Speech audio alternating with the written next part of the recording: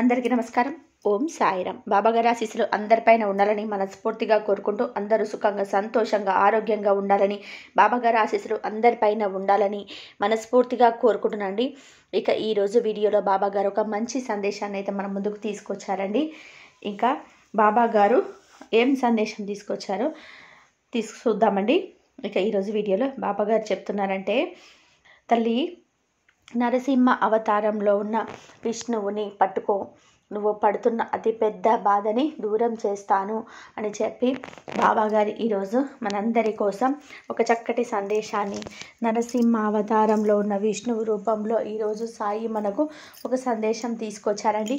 మరి బాబాగారు ఏం చెప్పాలి అనుకుంటున్నారో, బాబాగారి ఆంతర్యం ఏంటో తెలుసుకోవాలంటే ఈరోజు నరసింహ అవతారంలో ఉన్న విష్ణువుని తప్పకుండా తాకాలి.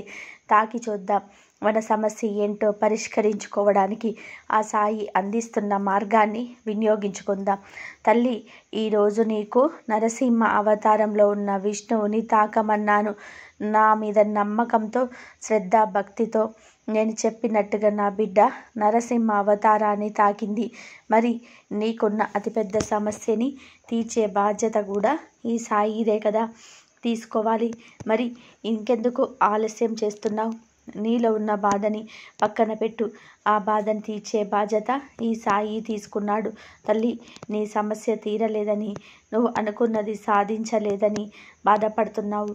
అది తీరే సమయం దగ్గరకొచ్చింది. నువ్వు కాస్త జాగ్రత్తగా ఉండు. నీ వాళ్ళతో ఆనందంగా ఉండే సమయం ఆసన్నమైంది. ఈ సమయం సాయి చెప్పినట్టు చెయ్యి. రేపే ఈరోజు నీకు ఎంత తలచినా తలవకపోయినా నువ్వు వారిని తలుచుకో. ఎందుకంటే బంధం చాలా అందమైనది. అందులో పోటీ పడకూడదు. ప్రేమ, ఆప్యాయతలు మాత్రమే ఉండాలి. తల్లి, నీకు నమ్మకం ఉంటే పిలిస్తే పలుకుతాను. ఆత్రితో అడిగితే అడిగినవన్నీ ఇస్తాను. నీ కోసం నువ్వు కోరితే ఎప్పటికీ కూడా నీ గుండెల్లోనే ఉంటాను. ఈరోజు నరసింహ అవతారంలో నీకు ఈ సందేశాన్ని ఇస్తున్నాను. ఎవరు ఇప్పుడు ఎలా మారుతారో చెప్పలేం. సమయం కంటే వేగంగా మనసులతో మారుతున్నారు. అందుకే ఎవరితో ఎంతలా ఉండాలో అంతలోనే ఉండు. మన వాళ్ళు అనుకోవడం మనం చేసే అతిపెద్ద తప్పు. నువ్వు వారితో కాస్త జాగ్రత్తగా ఉండు. ఈ బాబా ముందు కూర్చొని కన్నీళ్లు కారుస్తున్నావు. బాబా, ఎన్నో కష్టాలు, ఎన్నో కన్నీళ్ళు, మరి ఎన్నో కలతలు. నువ్వు పెట్టే ఈ జీవిత పరీక్షలో గెలిచినా ఓడినా చింతించను, కానీ వాటిని తట్టుకునే శక్తిని, మనోధైర్యాన్ని ప్రసాదించు అని నీతో వేడుకుంటున్నాను బాబా అని నా బిడ్డ ఎంతో ఉత్సాహంగా, బాబా ఏదో ఒకటి చేస్తాడు, నా జీవితం బాగుంటుంది అన్న నమ్మకంతో పోరాడుతుంది. ఈ కష్టాలు ఇంకెంతకాలంలే, నాకు నా బాబా ఉన్నాడు అంటుంది నా బిడ్డ.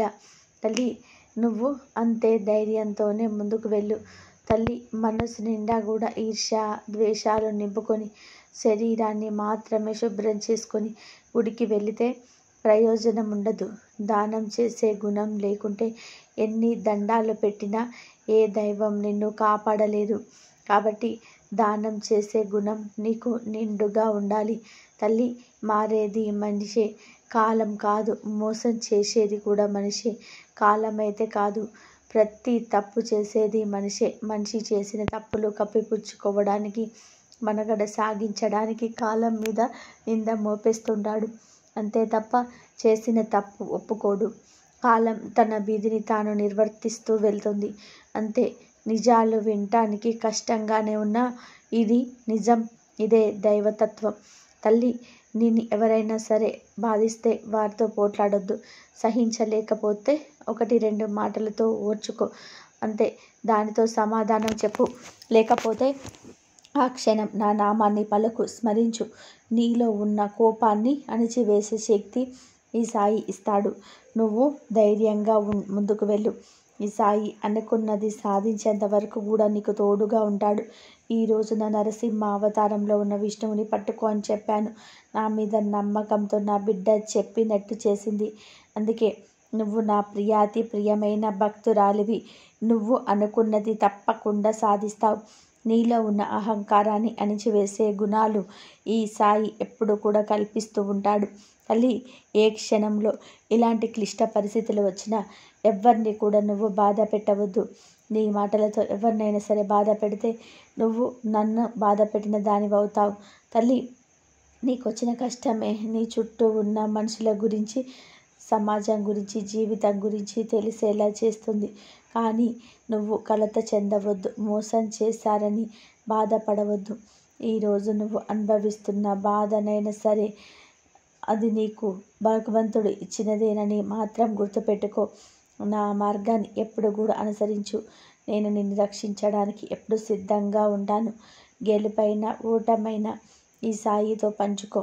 ఈ సాయితో ధైర్యంగా నిలబడతాడు. తల్లి, ఏది ఎలా జరగాలో అలాగే జరుగుతుంది.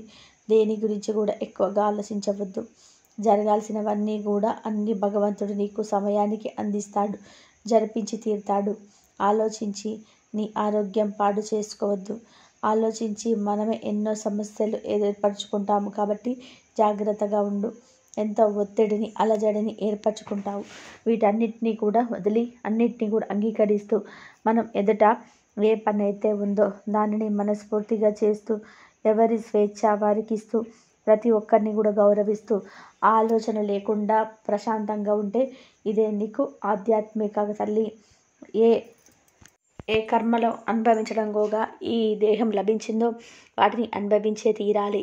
వాటిని వదిలేయడం అనేది వ్యక్తి యొక్క ఇష్టాల మీద ఏమాత్రం కూడా ఆధారపడి ఉండదు. నువ్వు ఇష్టమైన కష్టమైన దానిని అనుభవిస్తేనే పరిపూర్ణమవుతుంది. శరీరంలో ఎంతసేపు ఉంటామనేది తెలియదు. ఈశ్వరుడి శాసనం అయ్యే వరకు ప్రతి క్షణం సద్వినియోగం చేసుకుంటే ఉత్తర జన్మలో బాగుంటాయి. లేకపోతే నీ జన్మలైనా తిరుగుతూనే ఉండాలి. నువ్వు ఏ విధంగానైనా ప్రవర్తిస్తే నీ జన్మ అంత సత్ఫలితాలను పొందుతుంది. అబద్ధం, కపటం, చౌర్యం, హింస, మోసం, వ్యభిచారం మొదలైనవన్నీ కూడా సామాజిక జీవనాన్ని కలుషితం చేసే కర్మలు. వీటికి ఎంత దూరంగా ఉంటే అంత మంచిది. నీ వలన కుక్క ఇల్లాలు బాధపడినా, నీ వల్ల ఒక్క ఆడది బాధపడినా, నువ్వు ఎన్ని పుణ్యాలు చేసినా, నువ్వెన్ని తపస్సులు చేసినా ఆ శోకం నిన్ను మృత్యువు రూపంలో కబలిస్తుంది. అందుకని ఆడవాళ్ళ జోలికి వెళ్ళొద్దు అంటారు. కాబట్టి ఎవరితో ఎలా మసులుకోవాలో జాగ్రత్తగా ఉండి చూడు. ఆ జన్మాంతరం పాపాన్ని గురించి, నరకాన్ని గురించి అనుకుంటూ ఉండడం ఎందుకు? భగవన్ నామస్మరణ చేసి, ఓ పరమేశ్వరుడా తండ్రి, నేను చేయరాని పనులెన్నో చేశాను, చేయాల్సిన పనులెన్నెన్నో చేయక విడిచిపెట్టాను తండ్రి, నన్ను క్షమించు, ఇక తప్పులు చేయను అని మొరపెట్టుకో. భగవంతుడిపైన దృఢ విశ్వాసం ఉంచుకో. తప్పక పాప విముక్తుడు అవుతావు. ఈరోజు ఈ సాయి శాసించేది ఒకటే. భగవాన్ నామస్మరణతో శరీరం, మనసుతో పాటు సమస్తం పవిత్రమవుతుంది తల్లి. పాపం, నరకం మొదలగు వాటి గురించి మాట్లాడుకోవడం ఎందుకు? ఓ భగవంతుడా, నిస్సంశయంగా దుర్మార్గాలు చేశాను. మళ్ళీ అలా ప్రవర్తించడం ఇలా ఒక్కసారి పశ్చాత్తాపంతో చెప్పు. భగవాన్ నామం పట్ల విశ్వాసం కలిగి ఉండాలి. తల్లి, ఒక్కటి చెప్పు, మనం మన శరీరాన్ని ఎప్పుడు కూడా శుభ్రంగా ఉంచుకుంటామే. చిన్నపాటి నొప్పి లేదా దెబ్బ తగిలినా వెంటనే స్పందిస్తాం, వెంటనే ఏదో ఒక వైద్యం చేసుకుంటాం. బాధ నుండి ఉపశమనం పొందే వరకు నొప్పి ద్వారా మన శరీరం మనల్ని హెచ్చరిస్తూనే ఉంటుంది. మనస్సు కూడా శరీరం లాంటిదే. మనసును కూడా శుభ్రంగా ఉంచుకోవడం చాలా ముఖ్యం.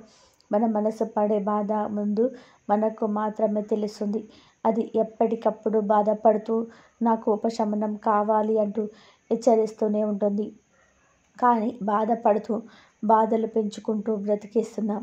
మనసు బాధ తగ్గాలి అంటే సంగీతం వినడం, ధ్యానం, జపం, కూలీ రాగాలతో పాడడం, యోగా, నడక, ఇలా ఎన్నో మార్గాలున్నాయి. మనసు ఆరోగ్యానికి ఇటువంటి మంచి మందులు ఎన్నో ఉన్నాయి. శరీర మానసిక ఆరోగ్యాలు, మహాభాగ్యాలు. భగవంతుడి పట్ల ఎప్పుడు కృపగా ఉండు. భగవంతుడిని స్మరిస్తూ ఉంటే నీ జీవితాంతం కూడా నీకు ఆ భగవంతుడే తోడుగా ఉంటాడు. అందుకే తల్లి, నువ్వు గెలిచేంత వరకు కూడా నీ విషయం కూడా ఇదే కదా, ఎవరికి కూడా చెప్పనక్కర్లేదు, అవసరం గిట్లా లేదు, ఎవరు వినిపించుకోరు కూడా. నీ కథ ఎవరికైనా చెప్పాలి అన్నా, వినాలి అన్నా ముందు నువ్వు గెలవాలి. అందుకే ఏదైనా సరే చెప్పాలి అనుకుంటే ఆ భగవంతుడి ముందు కూర్చొని చెప్పుకో. ఆయనే సరైన సమయంలో నీ విజయాన్ని అందరికీ కూడా తెలిసేలా చేస్తాడు. తల్లి, నిన్ను ఎవరైనా బాధ పెట్టినా, మనసు బాధపడేలా ఎవరైనా మాట్లాడితే వారికి మౌనమే మంచి సమాధానం. ఎందుకంటే మనకంటే మంచి సమాధానం కాలమే నిర్ణయిస్తుంది. మౌనం అర్థం లేనిది కాదు, చేతకానిది అంతకన్నా కూడా కాదు. ఎన్నో జవాబులు దాగి ఉన్న సముద్రం లాంటిది. కాబట్టి మౌనంతోటే సమాధానం చెప్పు. ఏదైనా పుణ్యం కానీ పాపం కానీ చేసి మనం మర్చిపోతానేమో కానీ ఆ భగవంతుడు ఆ పాప పుణ్యాలకు ఫలితాన్ని ఇచ్చి తీరుతాడు. కాబట్టి చేసే ప్రతి పనిలోనూ అప్రమత్తంగా ఉండడం ఎంతో అవసరం. ఎందుకంటే వాటి ఫలితాన్ని అనుభవించాల్సింది సాక్షాత్తుగా మనమే. కాబట్టి మనల్ని చూసే కళ్ళు ఎన్నో ఉండొచ్చు, కానీ మనలే తలుచుకుంటూ వాళ్ళు కళ్ళల్లో నింపుకొని ఎదురు చూసే వాళ్ళు ఇద్దరే ఉంటారు. వాళ్ళే తల్లిదండ్రులు. అలాంటి వారిని నువ్వు జాగ్రత్తగా చూసుకోవాలి. జీవిత పయనం ఎటు ఉంటుందో, ఎవరి గతి ఎలా పోతుందో ఎవరు కూడా ఊహించలేరు. ఉన్నన్ని రోజులు సంతోషంగా ఉండాలి. తల్లి, నీకు ఉండాల్సింది భగవంతుడి మీద అపారమైన నమ్మకం. అది ఉంటే చాలు. ఎవరు ఏది కోరుకున్నా సరే అది తప్పకుండా నెరవేరుతుంది. అది ఒకవేళ జరగకపోయినా అంతకు మించి మేలు జరుగుతుంది అన్నది మాత్రం గుర్తుపెట్టుకో. ఎందుకంటే ఈరోజు జరగలేదే అని నువ్వు బాధపడుతున్నావు, కానీ రేపటి రోజున వచ్చే సంతోషం చూసి ఇంకెంత నువ్వు ఆనందపడతావో ఒకసారి ఆలోచించు తల్లి. నేను రాబోయే కష్టాలని ఆపను, కానీ నీకు దాన్ని సులువుగా దాటించే మార్గాన్ని, శక్తిని కలిగిస్తాను. దారిని సరళంగా చేస్తాను. కేవలం నువ్వు ధర్మ మార్గంలో సాగుతూ ఉంటే చాలు. పాప పుణ్యాలు మనిషి ఆధీనంలోనే ఉంటాయి. నీకు నచ్చింది చేసే అధికారం నీకున్నా, వాటి ఫలితాలను నీకు ప్రతిఫలంగా ఇచ్చే అధికారం మాత్రం నాదే. ఎవరి కన్నీళ్లతోనూ దాహం తీర్చుకోకూడదు. కర్మ ఫలితమై తిరిగి వచ్చి మీ కడుపున మంట పెట్టక మానదు. ఏదో ఒక రోజు ఈ తప్పు లేకున్నా, నిన్ను ఎవరు బాధ పెట్టినా నీకు ప్రతీకారం తీర్చుకోవడం చేత కాకుండా కాలం తప్పకుండా శిక్షిస్తుంది అని నువ్వు నీ కళ్ళతోనే చూడగలుగుతావు. ఒక మెట్టు ఎక్కువగానే మాటల్లో, చేతల్లో, చూపుల్లో, ప్రవర్తనలో తేడా వచ్చిందంటే భగవంతుడు అది 10 మెట్లు కిందికి దింపివేస్తాడు. అది మాత్రం గుర్తుపెట్టుకో. ఎన్ని కష్టాలు వచ్చినా ఒక మనిషి ధర్మం వైపు నిలబడి ఎలా జీవించాలో రాముడు చెప్తే, ఏం చేసైనా సరే ఆ ధర్మాన్ని ఎలా నిలబెట్టాలో కృష్ణుడు చెప్తాడు. ఇది వారు నేర్పించిన తత్వం. ఒక వ్యక్తిని అభిమానిస్తే వారిలోని మంచితనంతో పాటు లోపాలను కూడా స్వీకరించగలగాలి. అప్పుడే స్నేహమైనా సరే, బంధమైనా సరే ఎప్పటికీ నిలిచి ఉంటుంది. ప్రపంచంలోని లోపం లేనిది వ్యక్తి ఎవరు ఉండరు కదా. మంచితనం, ప్రేమ, నమ్మకం, స్వచ్ఛమైన స్నేహం, అభిమానం ఇతరుల నుండి ఆశించే ముందు అవి మన నుండి మొదలవ్వాలని గుర్తుపెట్టుకో. నిజమైన కనికరం అంటే మరొకరి బాధను అనుభవించడం మాత్రమే కాదు, దాని నుండి ఉపశమనం పొందడంలో సహాయపడడం కూడా మీదవ్వాలి. ఈ ప్రపంచంలో చెడ్డవాడిని కనిపెట్టడం చాలా కష్టమైపోయింది. ఎందుకంటే చెడ్డవారు మంచి వారి కంటే కూడా మంచిగా నటిస్తాడు. కాబట్టి అలాంటి వారితో ఎలాంటి మసులుకోవాలి, ఎలా ప్రవర్తించాలి అన్నది ఈ చేతుల్లోనే ఉంటుంది. తల్లి, శరీరాన్ని మించిన క్షేత్రం లేదు, మనసుని మించిన తీర్థం లేదు, జీవితాన్ని మించిన గ్రంథం లేదు, అంతగా అంతరాత్మను మించిన గురువు లేడు, అనుభవాన్ని మించిన పాఠం లేడు. కాబట్టి అన్నీ నీలోనే ఉన్నాయి. ఆ భగవంతుడు కూడా నీలోనే ఉన్నాడు. నువ్వు చూసే కళ్ళతో ఆ భగవంతుడు నీకు కనిపిస్తాడు. ఎక్కడ చూసినా సరే ఆ భగవంతుడే నీకు కనిపించేలాగా నువ్వు చేసుకోవాలి. నువ్వు అంత నమ్మకాన్ని ఉంచుకుంటేనే ఆ భగవంతుడు నీకు కనిపిస్తాడు. అదేంటి, ఎవరున్నా ఎంత సంపద ఉన్నా మనోబలానికి సాటి రావు. మనిషి తుది శ్వాస వరకు ఉండవలసినవి సుగుణం ఎంతో అద్భుత సంపద. ఇది గుర్తుపెట్టుకో తల్లి. ఆనందం నీ స్వభావం, దానికి కోరుకోవడం తప్పు కాదు.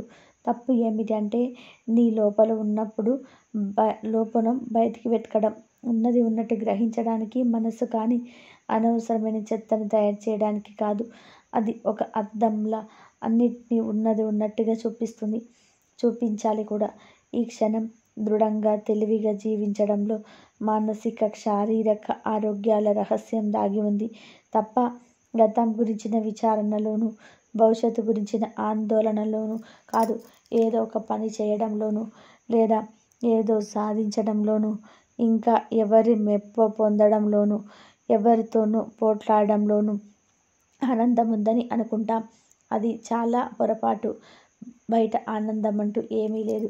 ఆనందం మనసులోనే ఉంటుంది, ఏకాంతంలోనే ఉంటుంది.